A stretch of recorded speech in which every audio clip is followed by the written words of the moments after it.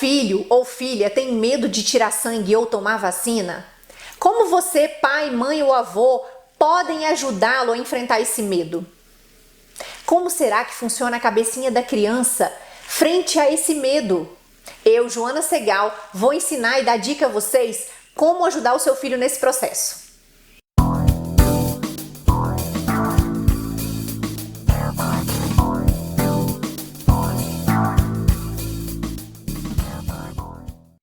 Para nós, pais, podemos ajudar os nossos filhos em relação ao medo, à angústia ou até mesmo o pânico para tirar sangue ou tomar vacina.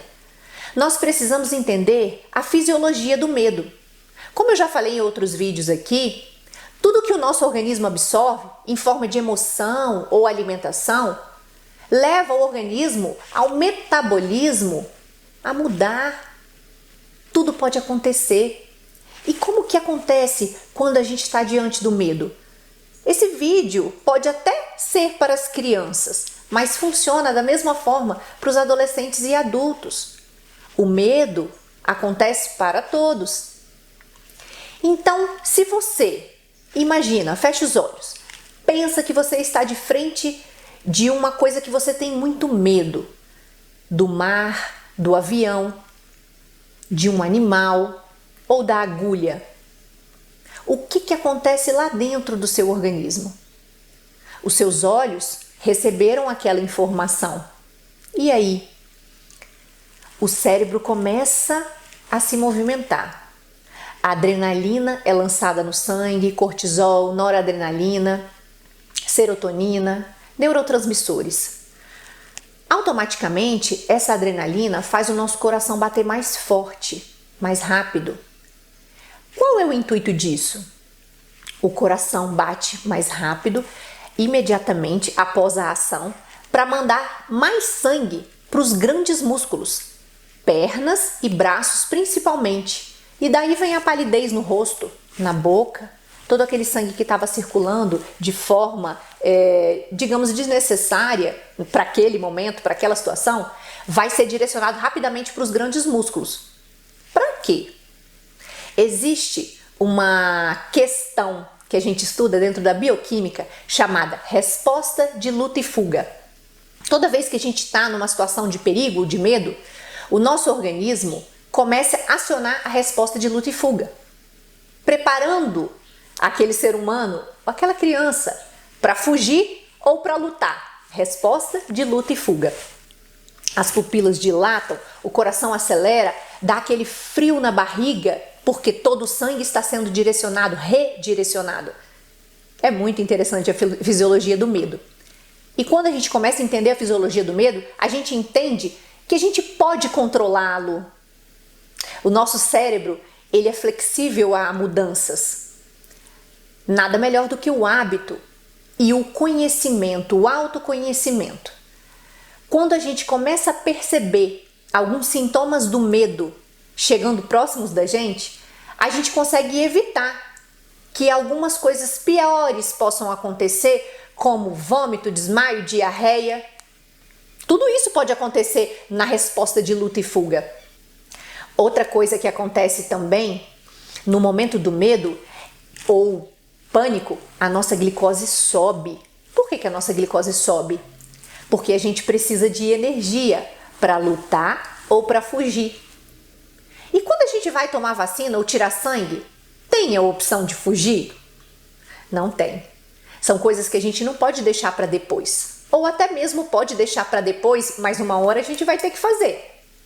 Então é por isso que eu procurei algumas dicas e algumas sugestões para que vocês façam, vocês que têm medo ou que têm algum parente que não dá conta desse processo. Ou passou por um trauma muito grande e quando vai coletar sangue, vai se direcionar ao laboratório, o medo é tão grande que acontece a vasoconstrição, as veias elas quase se colabam, dificultando o processo de coleta.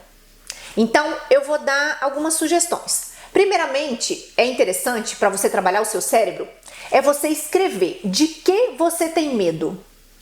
O que você sente quando você tem medo? E quando você ultrapassa aquela barreira do medo e realiza o procedimento, o que você sente depois? Quando a gente escreve o que a gente sente antes, durante ou depois do processo do medo, a gente começa a se conhecer.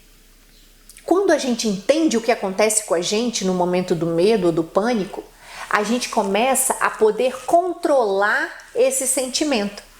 Se é o desmaio, se é a boca seca, se é o frio na barriga. Porque a gente vai trabalhar esse processinho antes de ir lá tomar a vacina ou tirar sangue. Essa é só uma sugestão para que vocês comecem a se conhecer. E agora que vocês já entendem o processo do medo e vocês sabem que o cérebro pode ser moldado diante daquilo que a gente quer ou a gente precisa, basta a gente criar hábitos, basta a gente se conhecer, basta a gente tentar e treinar. Eu vou dar 5 dicas para vocês, baseado na programação neurolinguística, para te ajudar a controlar esses sentimentos quando você se depara com algo que te causa medo. Na programação neurolinguística, a gente aplica técnicas na pessoa, no funcionário, no paciente, sem ele mesmo perceber. Essas técnicas vão ajudá-lo nesse processo do medo, neste caso que a gente está falando hoje. A primeira técnica é chamada de técnica de ancoragem. Vamos dar alguns exemplos. Um bebê pequenininho, recém-nascido. Tadinho, ele saiu do hospital, já tomou a furadinha do teste do pezinho, já tomou outra furadinha para ver se estava com hipoglicemia, para medir a glicose. E ele começou a ficar amarelinho e o médico pediu o exame de bilirrubina. Então ele vai direcionar ao laboratório e aí mais uma furadinha. A mãe fica super preocupada, tadinho, já tomou tantas furadinhas. O que a gente do laboratório sugere quando a criança é muito pequenininha? Fica no peito. Mãe, dê o peito para ela. Por que a gente faz isso? Porque o peito é uma âncora para aquele bebê de calma. Assim como uma criança um pouquinho maior, que às vezes é muito apegado à chupeta ou à naninha, aquele bichinho que ele dorme, eu sugiro às mães que leve esse objeto que para ele é uma âncora da calma, da tranquilidade, que dá paz para ele. Assim como esses objetos, as âncoras podem ser músicas, desenhos, toque. Não tem aquela história de que quando o nenenzinho nasce, a gente faz o ritual do sono? É a âncora que ele vai ter para pegar no sono. Desliga as televisões da casa, apaga as luzes, o escurinho, dá um banhozinho morno, põe aquele pijaminha de sempre. Tem pais que dão a roupa deles para a criança dormir, para sentir o cheirinho, para ele se acalmar. São âncoras de tranquilidade para a criança. É muito legal esse processo. E funciona muito. A grande maioria das crianças que mamam no peito, elas nem percebem a furada. Muitas vezes elas não gostam do procedimento de segurar elas e a gente precisa segurar para ela não alavancar o braço na hora da coleta. E a gente segura. Isso incomoda um pouco elas. Mas quando elas estão naquela sensação de prazer de mamar o peito da mãe, a furada não incomoda, não dói. Isso eu garanto. É experiência de mais de 13 anos de laboratório. A segunda dica que eu vou dar hoje é o empoderamento dos pais e da mãe, do pai e da mãe. A entonação de voz. Essa é uma outra técnica. Já é natural do pai e da mãe, mas é preciso salientar, porque eu vejo que tem pais ou quem conduz a criança ao laboratório que mudam a entonação de voz e aquilo faz a criança estar por cima, estar com a razão. Só que naquele momento é necessário fazer o exame. Foi o médico quem solicitou, ou a mãe que está em dúvida se tem aquela anemia ou não, então é necessário aquele procedimento. Até mesmo a vacina. Então qual é a entonação de voz que um pai vai falar para o filho para ele tomar a decisão de deixar a flebotomista ou quem vai coletar o sangue fazer o procedimento? Filho, você vai coletar sangue agora. Porque se você fizer uma entonação de pergunta, filho, você vai coletar sangue agora? Se você sair de casa falando dessa forma, é como se ele estivesse dominando a situação. Ou, filho, você vai coletar sangue agora. Isso não funciona. O pai, ele tem que usar da entonação de voz decisiva, imponente, você vai coletar sangue agora, olhando nos olhos, na altura da criança. Isso é uma atitude bem bacana do pai e da mãe. Poucos fazem isso. Vou contar uma história legal sobre o meu filho na última vacinação. Ele estava super ansioso. Ele tem medo. Depois eu conto outra história que aconteceu para vocês entenderem. Eu tenho 2 filhos.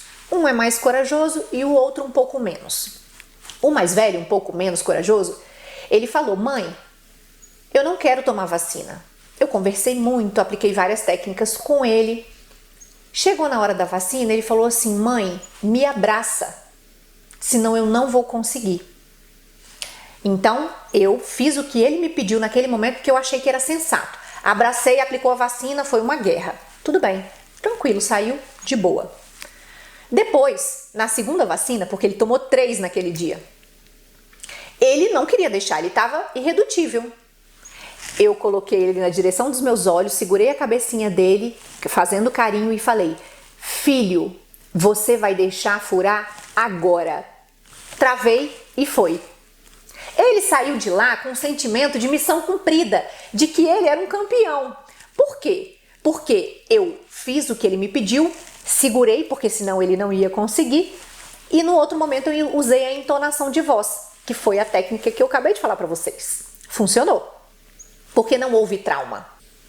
Outra coisa bacana e uma também dica de PNL é a gente fazer a técnica de espelhamento. O técnico, o pai e a criança.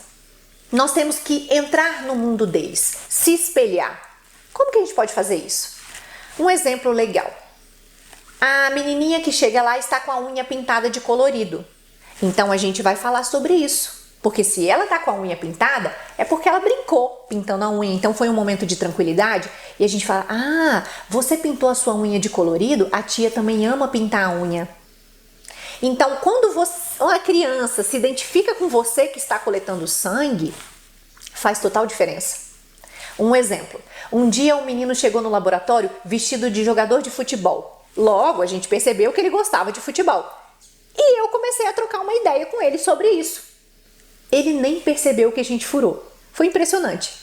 Porque a gente ali da coleta, a gente tem que se dedicar à coleta infantil. A gente tem que entrar no mundo da criança. Não dá para ser frio. Porque se você for frio, você pode traumatizar a criança. E não é o foco. A coleta de sangue, a vacina, ela não precisa ser traumática. Ela pode causar dor, ela pode ser um pouco demorada, a criança pode chorar, espernear, mas sair de lá bem, sem trauma nenhum. O chorar e gritar não significa trauma. O trauma vai muito além disso. Então, se nós do laboratório tivermos paciência, uma boa conversa ou técnicas, a gente consegue até mesmo convencer uma criança hiperativa de deixar a gente coletar. Nós já passamos por essa experiência. Já fiquei mais de 40 minutos tentando convencer uma criança hiperativa de sentar na cadeirinha e deixar coletar. Pois ela disse para a mãe: eu vou sem você. E sentou, colocou o bracinho e deixou. Foi lindo de se ver, mas gastou tempo, gastou técnica, é habilidade. A terceira técnica é a técnica da negociação. Eu sou bem para esse lado. Eu gosto muito de negociar com os meus filhos.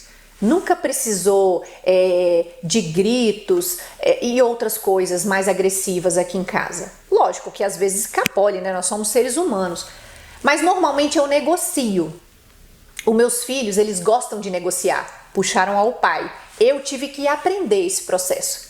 Até no PNL mesmo eu consegui aprender isso. E eu consegui perceber que isso funciona com as crianças. E funciona muito. E é para tudo. Não é só para tirar sangue e tomar vacina, ir no dentista, deixar com que o médico faça a anamnese. A negociação funciona com tudo. É diferente de chantagem.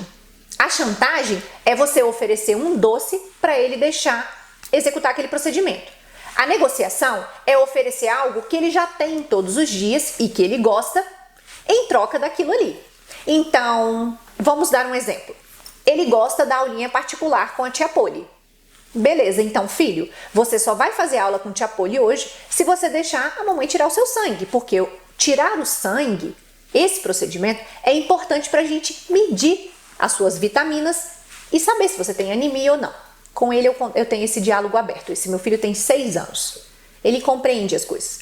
Então a gente também tem que ter a percepção, nós pais, do que o nosso filho compreende para poder conversar com ele. Que técnica que o meu filho aprende? Que técnica que o meu filho funciona? Não é qualquer técnica. Cada criança funciona de uma maneira. Cada ser humano é individual, é único. Então nós temos que perceber. E é aí que entra o amor. Porque o amor é quando a gente se esforça para conhecer o outro, permite a liberdade dentro do limite e respeita. A última técnica, mais difícil de se aplicar, mas que funciona muito bem para algumas crianças, é a técnica da submodalidade. Vou explicar para vocês como é que funciona. São perguntas que a gente faz para a criança para que elas deem forma, cor, tamanho ao sentimento. O meu filho mais velho, ele é muito auditivo e muito intelectual. Então, para ele, essa técnica não funciona. Um dia eu tentei. Antes de ir para a vacinação, como eu contei para vocês, eu falei, filho, você tem que ter coragem. A coragem a gente tira de dentro da gente e coloca para fora como um leão. Ele olhou para mim e disse, mãe, a coragem não é um objeto. Você não pode tirar e colocar onde você quiser. Então eu percebi que a técnica da submodalidade não serviu para ele. Mas eu apliquei essa técnica em outros momentos.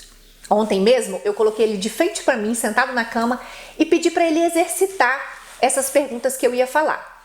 E fiz um pouquinho diferente. Eu falei, filho, se você pudesse dar cor à coragem, que cor ela teria? Ele falou, azul. Aí eu falei, filho, você tem medo? Ele falou, muito. Medo de quê? Tá vendo como funciona a técnica da submodalidade? Então vamos lá. Medo de quê? Ele, eu tenho medo da minha amiga Eduarda nunca mais falar comigo. Ele tem essa questão social, de pessoa para pessoa. Eu sempre fico bem atenta nisso porque ele é um pouco tímido. Isso é muito legal. E mais medo de quê? Eu tenho muito medo de vacina, mãe. E eu sei que ele não tem medo de tirar sangue, porque eu converso muito e eu trabalho com isso, então eu converso muito com ele sobre isso. Mas ele tem medo da vacina. Aí eu disse, qual o tamanho do seu medo? Ele falou, assim. E o medo de perder a sua amiga, qual o tamanho? Ele, assim, um pouco menor. Então o medo da vacina dele é maior em relação ao medo social que ele tem. A gente consegue dar uma cor para esse medo? Sim, mãe, branco. Eu fiquei na dúvida, não consegui interpretar isso dele. Você consegue diminuir esse tamanho do medo da vacina para o tamanho do medo de perder a amiga? Fecha os olhos e pensa. Ele falou, consigo, mãe. Então, naquele dia, ontem, eu consegui trabalhar a submodalidade com ele, mas eu precisei de um tempo maior e eu vi que era mais difícil. Olha a diferença do meu filho menor. Filho, você tem medo? Não. Ele foi bem grosseiro ao responder. Filho, você tem coragem? Muita. Qual o tamanho da sua coragem? Infinito. Qual a cor da sua coragem? Preta. Ele fez exatamente isso que eu tô falando para vocês. Quando eu perguntei, qual é a cor do seu medo? Porque ele tinha dito que não tinha. Ele falou, não tenho medo. Então, ele foi mais fácil trabalhar a submodalidade. Ele entendeu mais na cabecinha dele como que funciona esse processo. Então, se você faz esse teste com seu filho, se você vê que ele cabe dentro da técnica de submodalidade, tenta trabalhar com ele sobre a coragem e o medo. Filho, mas não no dia da coleta, né, gente? Na coleta de sangue ou da vacina. Você vai trabalhando isso ao longo do tempo e isso serve para a vida toda. Filho, você tem medo de tirar sangue ou tomar vacina? Qual o tamanho do seu medo? Qual é a cor do seu medo? Porque se for uma cor muito intensa, vamos tentar dar um amarelo claro, né? Talvez funcione para o seu filho. E isso vai diminuir o problema que ele tem em relação ao medo, né? É uma técnica bem bacana, mas exige um pouquinho mais de dedicação. E falando em coragem, que eu falei um pouquinho agora, eu queria passar um recado para vocês pais, bem legal. Não subestimem a coragem dos seus filhos. Deixem que essa coragem se aflore. Os pais têm muito medo e passa esse medo para os filhos. É muito triste. Eu estou há 13 anos trabalhando com coleta de criança e é muito triste ver como os pais têm medo e pior, como os pais induzem ao medo daquela criança. A criança, ela é muito mais corajosa do que vocês pais imaginam. Deixe essa coragem aflorar. Não podem a criança para tudo aquilo que ela quer fazer. Às vezes a criança quer subir, pular a janela, subir uma escada, correr com um sapato do pai e o pai proíbe. Ele poda a coragem da criança, ele poda a vontade da criança. Isso serve para os pais dos adolescentes, isso serve para os adultos no trabalho. Podar uma criança demais em excesso na infância, na primeira infância até os 6, 7 anos, vai torná-lo um adulto limitado, sem coragem. Vamos ser sinceros, uma pessoa que tem medo recorrente de muita coisa, não estou mais aqui falando do medo da furada não, do medo da injeção não, eu estou aqui falando de medo. Se a pessoa tem medos recorrentes, ela precisa buscar ajuda psiquiátrica. Por quê? Porque isso pode limitá-la para tudo na vida. Para buscar um emprego, para uma prova no vestibular, para arrumar um namorado, para se relacionar, para fazer amizade. E aí eu fecho perguntando uma coisa para vocês, mães e pais e avós. O que vocês querem para os filhos de vocês, para os netos? O que vocês querem ver lá na frente, eles como adultos? Inovadores, criativos ou limitados, tão obedientes ao ponto de se limitar, de não evoluir, de não serem criativos. Vamos ser sinceros, né, pais? A gente tem que começar a enxergar para nós. Eu vejo na coleta de sangue, tem pais que não permitem que furemos os filhos mais de uma vez, mais de 2 vezes. Temos que entender que às vezes é necessário. É um procedimento simples que dura segundos e que a gente faz uma tempestade no copo d'água. Lógico, em alguns casos. Em outros, precisamos buscar ajudas profissionais, porque às vezes o medo da furada pode significar muita coisa e muito trauma em volta. Então eu não quero ser muito rígida com vocês, mas eu quero abrir um pouquinho a cabeça de vocês. Procurem ajuda se for necessário e nós estamos aqui para isso. E se você gostou desse vídeo, mais uma vez, comente, mande sugestões, dê dicas de novos temas para nós, curtam, compartilhem, se inscreva no canal.